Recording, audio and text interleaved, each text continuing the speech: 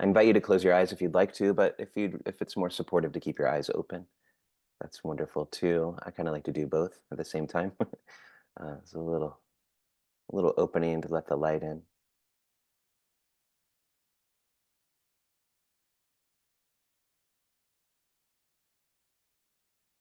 And just allow your awareness to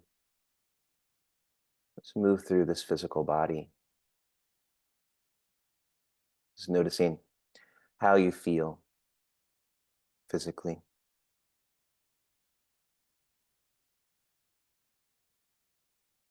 There's no particular way you're supposed to feel. And we're definitely not trying to curate a perfect experience here because it's already perfect no matter what it you feel, what's here.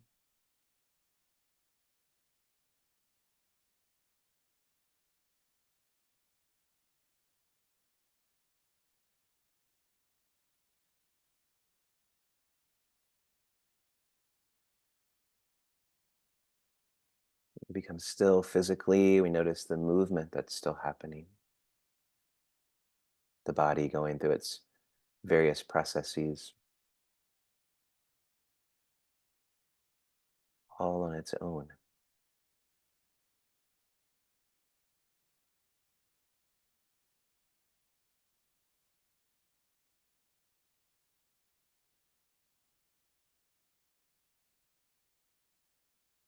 The body breathing,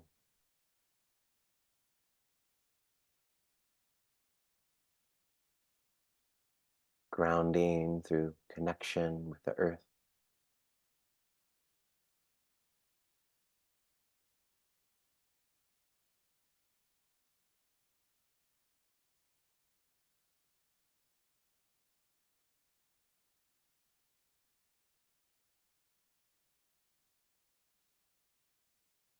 And then noticing the thinking mind, the mood perhaps, the tone of how you feel is often connected to the physical.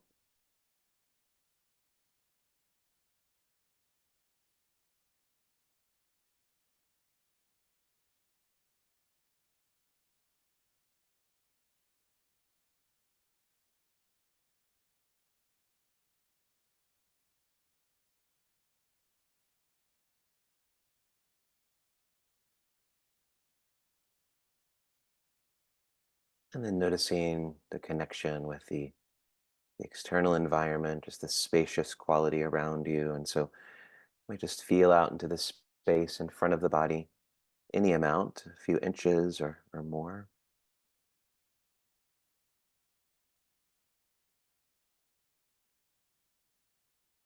And feel out to the left,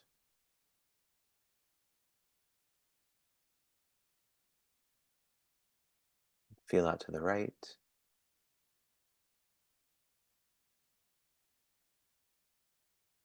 and feel behind the body,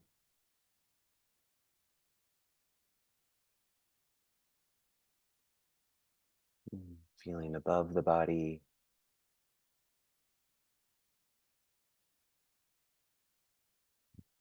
and below,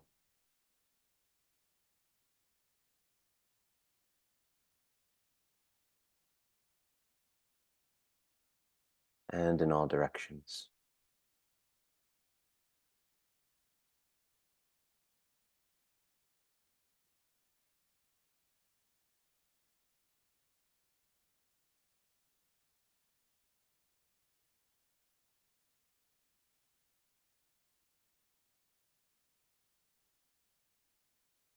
This body, this mind at peace with itself is most precious.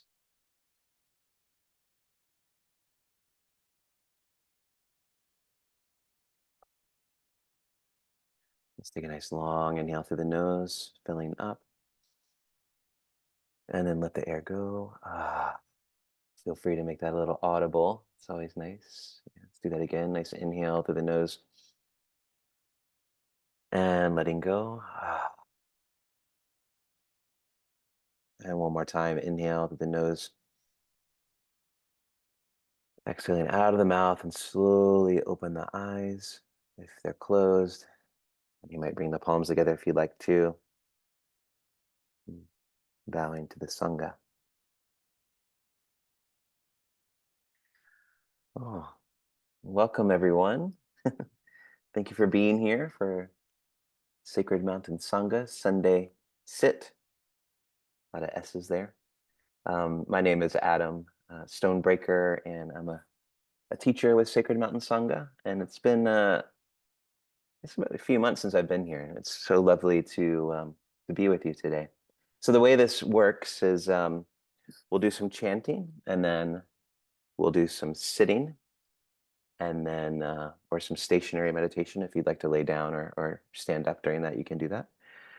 Um, and then I'll have some Dharma words at the end, and then we'll end at the top of the hour, and then after that, there's an optional. You can stay on option for an optional Q&A or Dharma discussion, just to share in Sangha openly. That part won't be recorded. This part is recorded. So yeah, glad you're here. And so let me share with you the chanting book. You need it.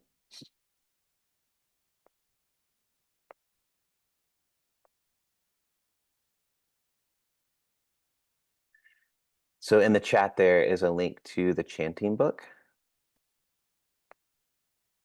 And if you have any problems opening that, let me know, and I can display it.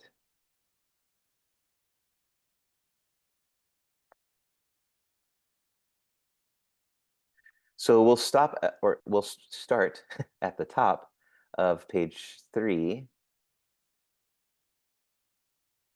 and we'll do the Namo Tassa, and then we'll do the refuges, and then we'll move to page 4, and then we'll see where we're at, and we'll move on from there. Okay, great.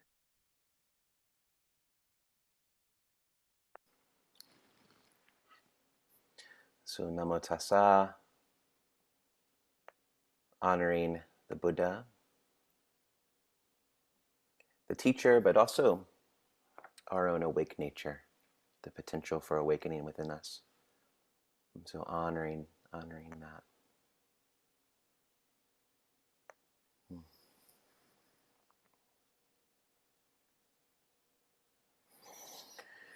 Namo tassa bhagavato arahato sama sambuddhassa. Namo tassa bhagavato arahato sama sambuddhassa. Namo tassa bhagavato arahato sama sambuddhassa.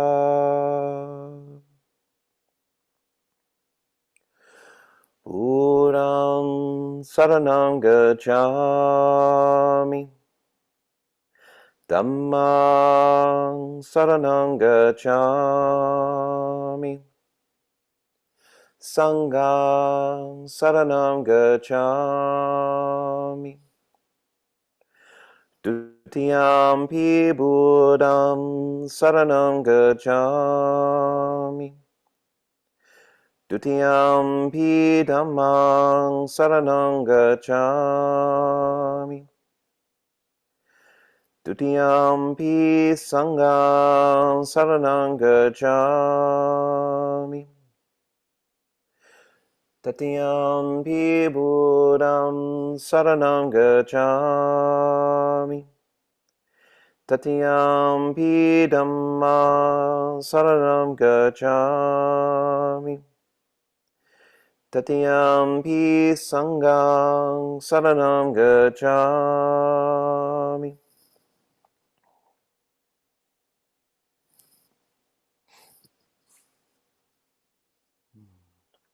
And again, page 4, recollection of the triple jewels. So going through many of the qualities of the triple jewel here.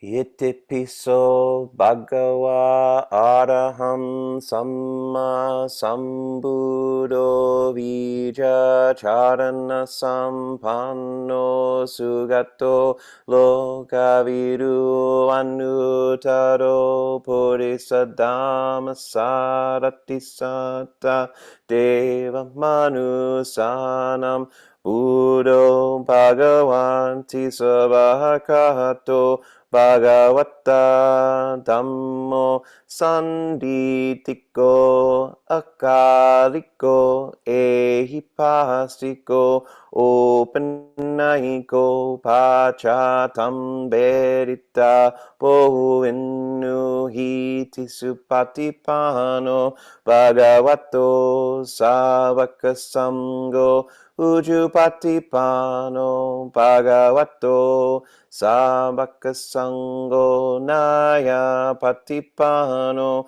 Bhagavato Sabaka Sango Sami Chipatipano Bhagavato Sabaka Sango Yadidam Chattari Purisa Yogani Atta Purisa Pugala Esa Bhagavato Sabaka Sango Ahunahio, Pahunahio, Dakinahio, Anjali, Karanihio, Anutaram, Punyaketam Loka, Sati.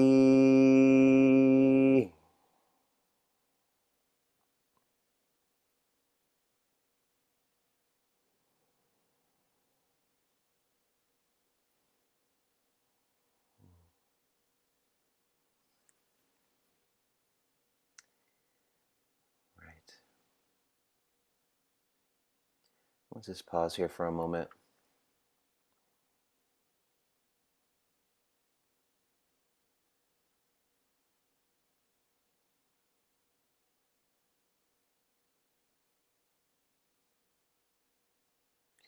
Honoring the millions and millions of practitioners over thousands of years. Privilege and opportunity to chant in this ancient language. That takes us all the way back to the Buddha. And all of the sacrifice, the effort,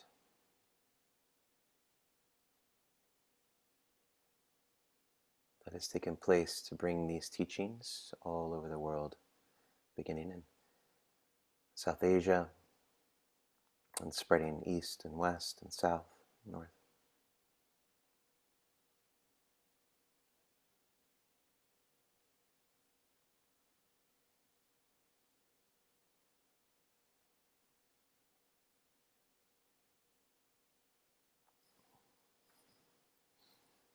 Thank you.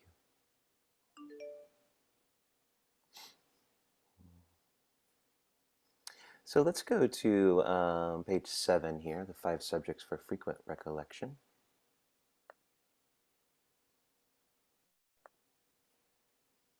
I like how it's 5 subjects for frequent recollection. It's not just 5 subjects for recollection, but these are things we should think about all the time, constantly.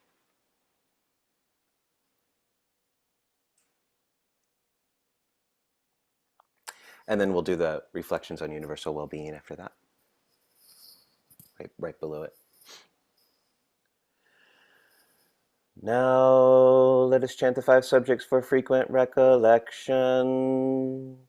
I am of the nature to age. I have not gone beyond aging.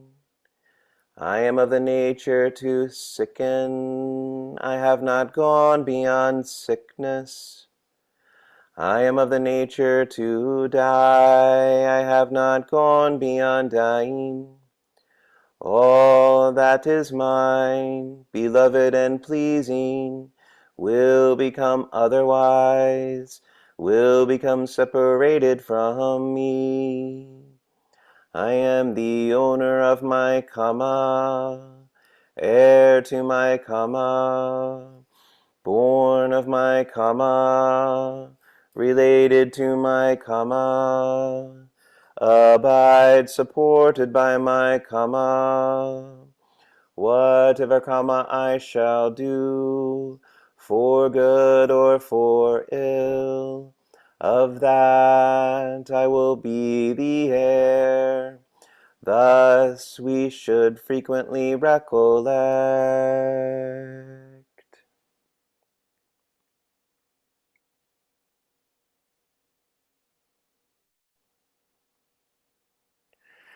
Now let us chant the reflections on universal well-being. May I abide in well-being, in freedom from affliction, in freedom from hostility, in freedom from ill will, in freedom from anxiety, and may I maintain well-being in myself. May everyone abide in well-being, in freedom from hostility, in freedom from ill will, in freedom from anxiety, and may they maintain well-being in themselves. May all beings be released from all suffering, and may they not be parted from the good fortune they have attained. When they act upon intention, all beings are the owners of their action and inherit its results. Their future is born from such action, companion to such action, and its results will be their home. All actions with intention, be they skillful or harmful, of such acts they will be the heirs.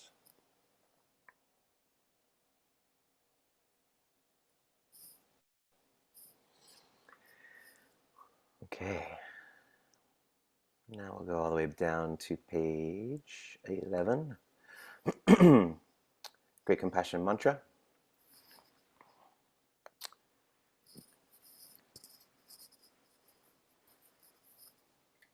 I might go a little fast on this just because time. So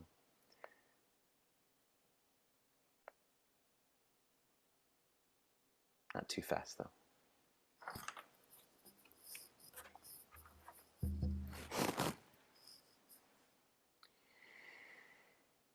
Namo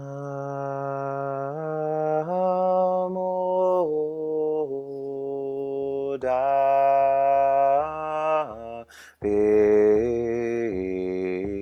Quan Shi Indu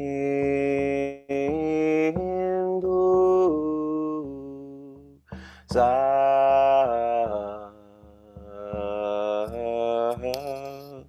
Namo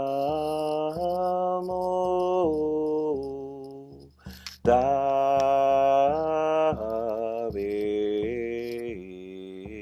Quan Shi Indu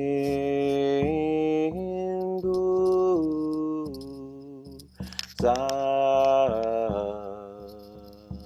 Namo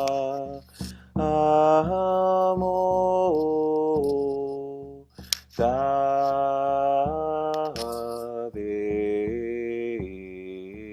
Quan Shi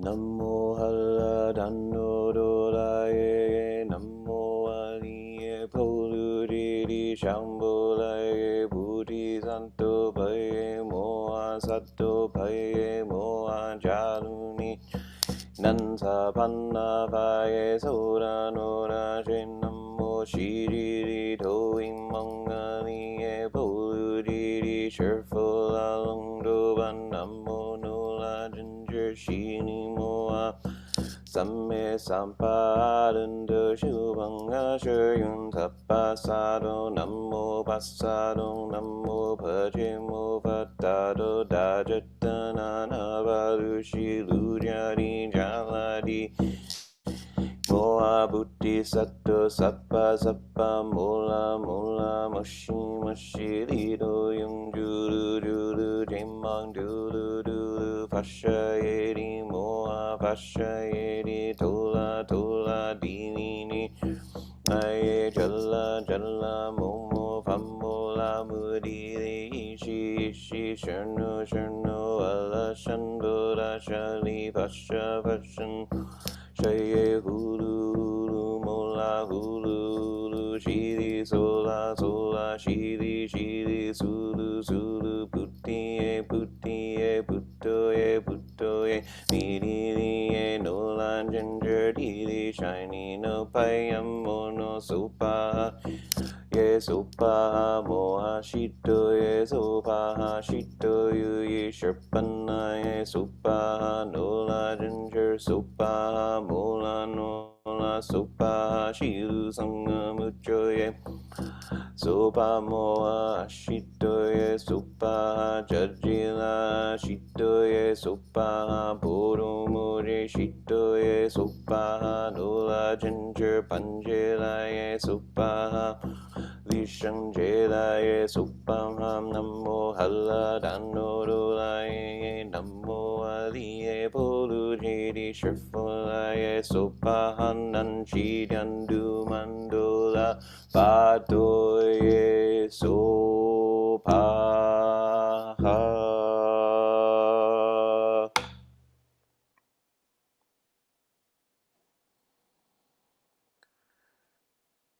Namo Quan Chein Bu Sao Na Mo Quan Chein Bu Sa E Namo Quan Chein Bu Sao Na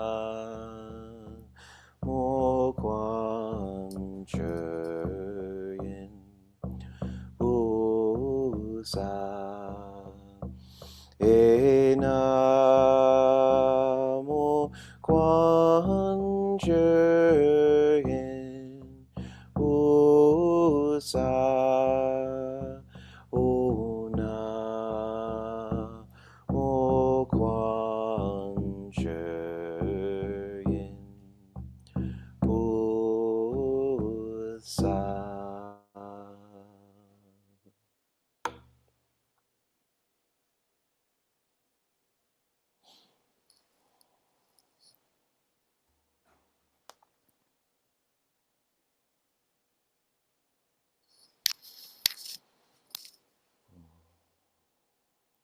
Okay, let's settle into some stillness, taking this vibration from the chanting, noticing how it's affected the heart, the body, just allowing vibration to move through, observing.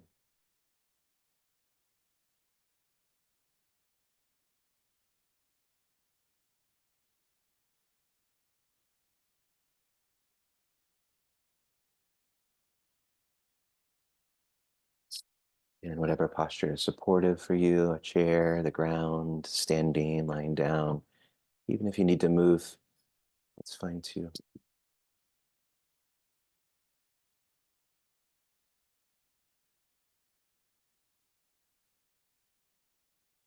thing is that we're just with what with whatever we're doing.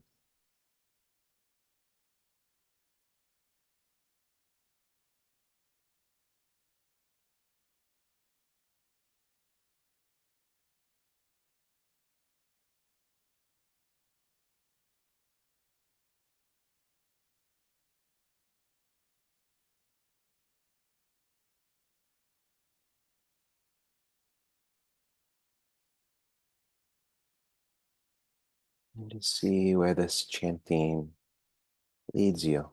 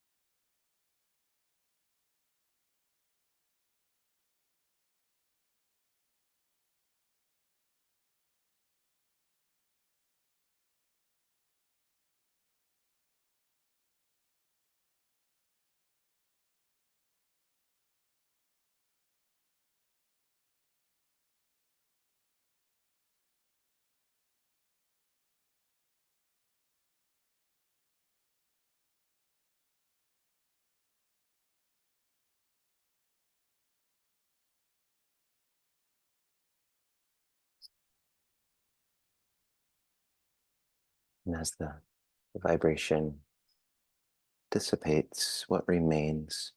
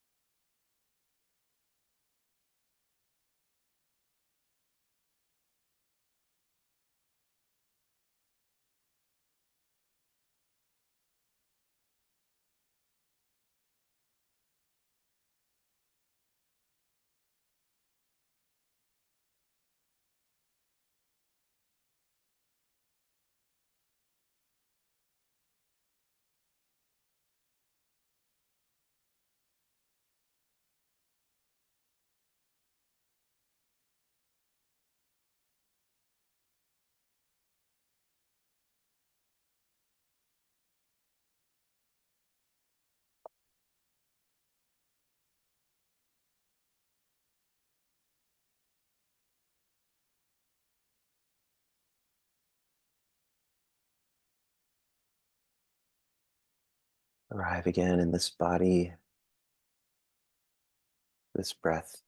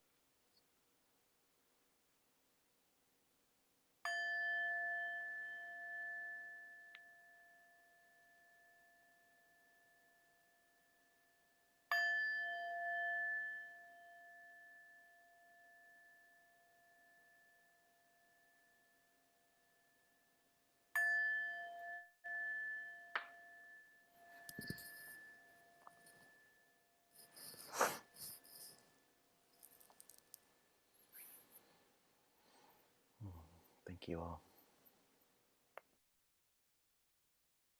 So feel free to get comfortable, stretch if you need to.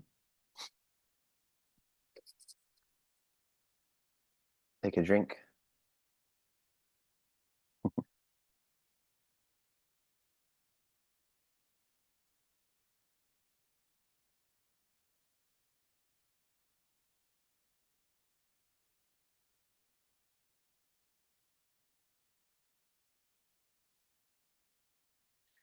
And I'm going to offer some Dharma words here. And it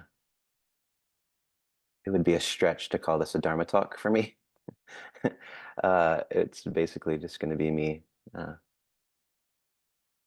uh, riffing on a topic that's been very, very upfront for me lately, um, which is change and loss and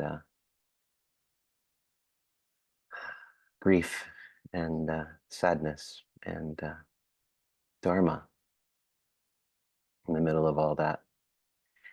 And something that I love to come back to is in the chant, the Itipi So chant.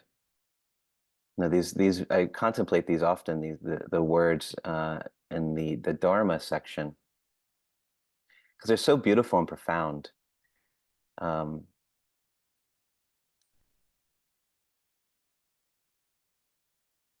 Especially what's been very profound for me recently is the open Nayiko, which it's describing the Dharma as it leads inward to the source, leads inward to the source. And when we think of Dharma, there's a bunch of different ways to define Dharma. Possibly, many of us probably when we first came to the Dharma, I'm talking about myself now. The Dharma was sort of like the Buddha's words, uh, like what the Buddha taught, the doctrine, so to speak. But over the years, just kind of studying what this word means, the oldest word or the oldest definition of Dharma that I know of is just means nature. So nature. And a definition I really like is the way things are, the way things are. And so taking that definition to leading inwards to the source, the way things are leading toward the source is really interesting to me because if we could think of dharma as the natural world or a phenomena, and so it could speak to everything, um, is leading us towards the source. Everything that arises and passes away is an expression of impermanence, right? And so all the materiality, all of the things that we see are screaming at us like impermanence. And the suffering comes is when we personalize it.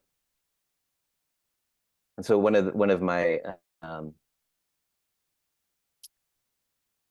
uh, kind of being in nature and observing nature and this definition of Dharma as nature, one of the characteristics that I find most humbling and interesting about nature is that it doesn't care about me.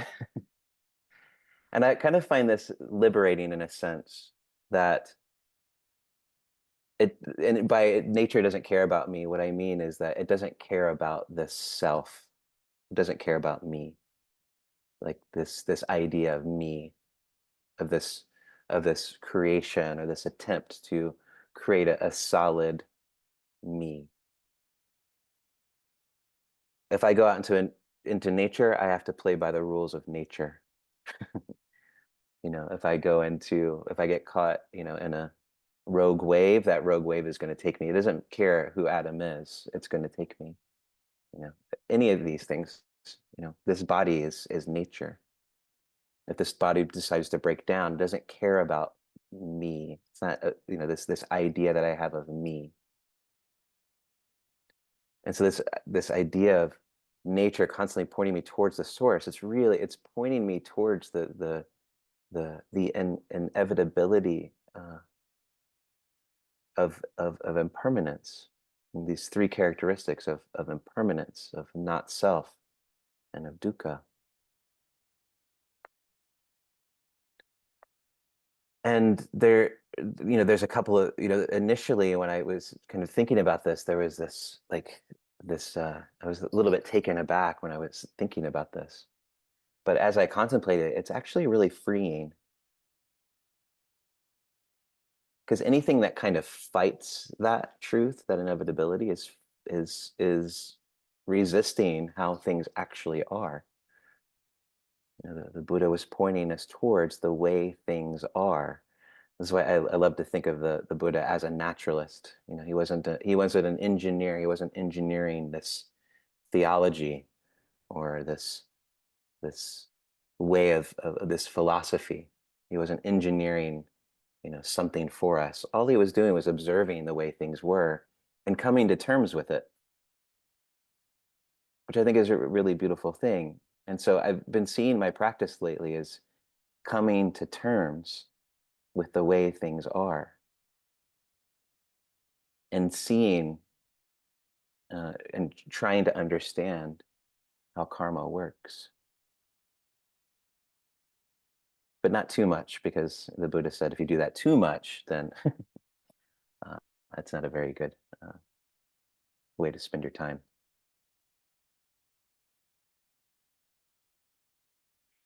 And so I find within myself a lot of times this kind of rebellion against the way things are, or this unconscious hope that one day things will be permanent. um, and so yeah, it's this idea of just like coming to terms with what the way things are, how things are. You know, nature shows us how deeply invested we've become in things, how deep our clinging goes, how deep our attachment goes, but also how deep our love is. In many ways, the suffering that we experience is a reflection of our love.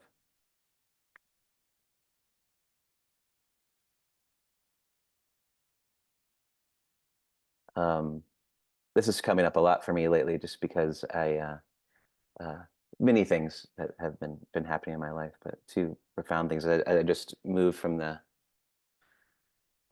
Cincinnati, Ohio, to the West Coast to California, and I've always lived in that part of the world, and so there's a there are a lot of roots there, a lot of ground, a lot of people, a lot of attachment, a lot of love. Um, and also the place where I lived in Cincinnati, I'd been there for 28 years, and so there's a lot of suffering around that. around leaving home in a sense. And I think, as Buddhists, sometimes we can get a little bit um,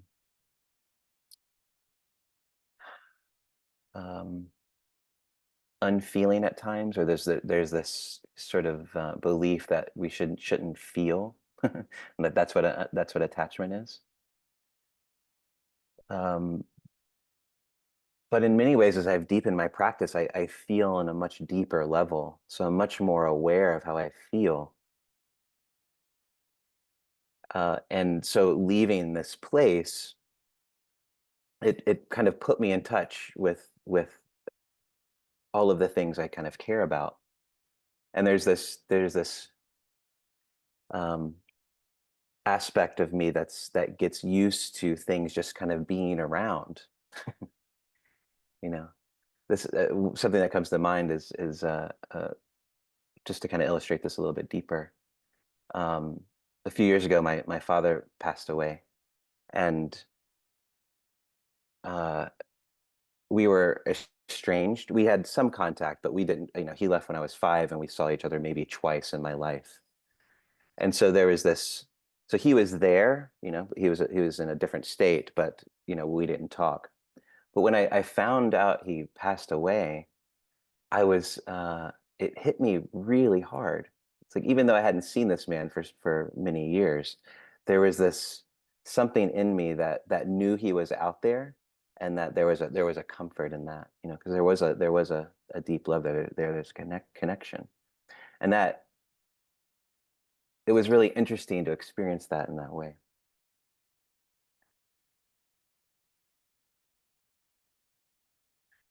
And so that connection, rather than seeing it, personalizing it, and making it about, you know, me being sad, seeing it as a reflection of my care and love for that person helped to kind of transform it in a different way. And so these three truths that the Buddha was pointing out, uh, three marks of existence, this anicca, this impermanence, the anatta, the not self, the dukkha, they're they're they're laws of nature. They are the truth that's out there. It's the inevitable truth of our human material life.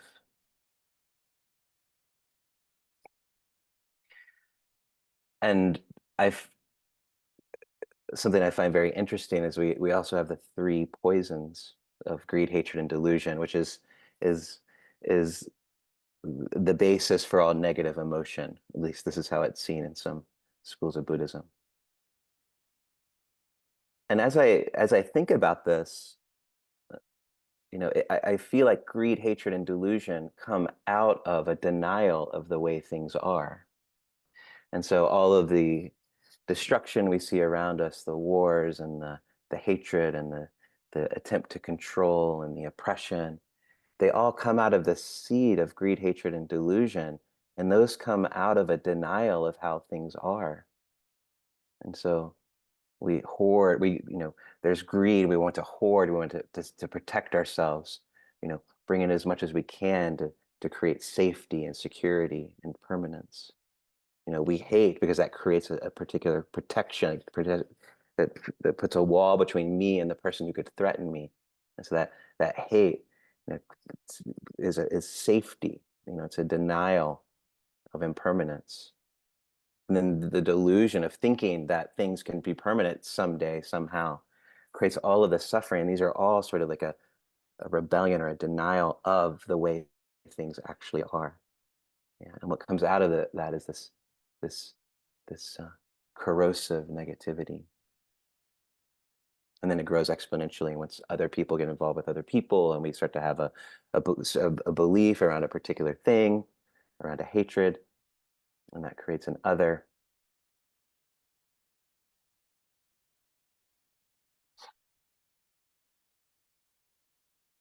So I think it's really interesting to kind of to start to see this to as we move through life, as we come up against these.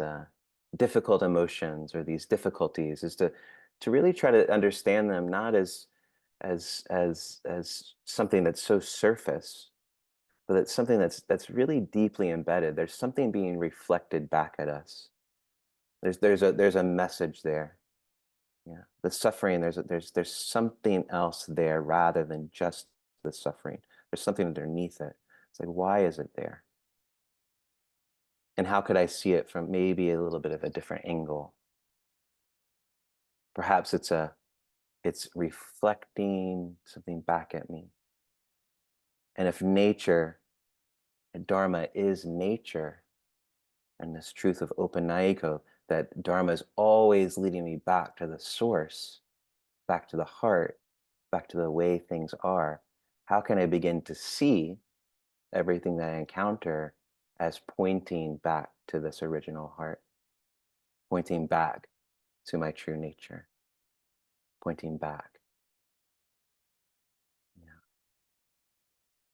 Yeah. Another thing that's happened recently is uh, I um, on Valentine's Day, my uh, pet cat passed away. She was 18, and it's been really, really difficult for me. And because she was always with me, she was one of those cats that like sat with me every morning in my meditation, and then every time I was still, she would come and she was always on me when I was on the floor doing yoga. She was trying to lay on me. She was just always there. She was someone that was always there. And I'd contemplated her death before, but it's kind of one of those things that I was talking about with my dad. Like you get used to just the of her being there, you know. And I was with her when she passed away. It seemed to be pretty peaceful. And so there was this deep connection, this deep love, and there's a lot of suffering and sadness around that. And what has really helped me with that is again, seeing that mirror of that intense sadness, that intense suffering, and that intense loss as a mirror, a reflection back at me is how much I loved and how much she loved, you know? And so it's this turning, this how is this leading me back to my heart? I can go the way of denial, the way of the three poisons of greed and hatred and delusion and making it about me, or I can turn it around to this heart, this infinite heart that connects all of life, that connects everything. The Dharma is always pointing us back to this connection, this life, this love. So let's end it there. If you want to stick around and talk about this a little bit more, that would be wonderful. But I just encourage you to perhaps, one Robert Bea, I heard him say once, he said, in the Dharma, we're learning different ways of seeing, which I thought was a really beautiful way. He said Buddhism is about seeing in different ways.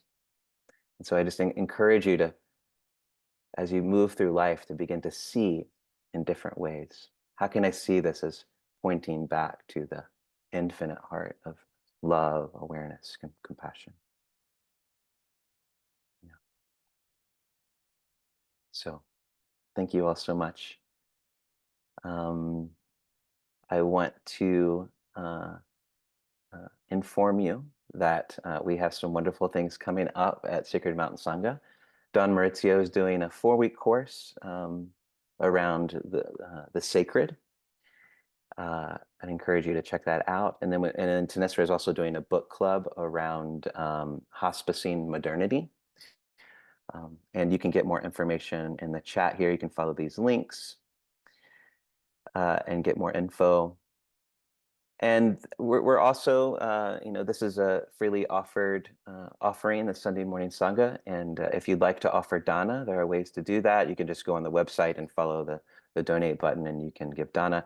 You can also direct how you want that, perhaps how that money, who you want that money directed to, Sacred Mountain Sangha as a whole, or one of the teachers, or a program, or something like that. You can also check out our YouTube channel. All the Sunday Sangha, all the Sunday Sanghas are kept there, and as well as many other things. Thank you all so much for joining today, and appreciate practicing in Sangha, and look forward to seeing you again. Yeah. Have a wonderful rest of your day.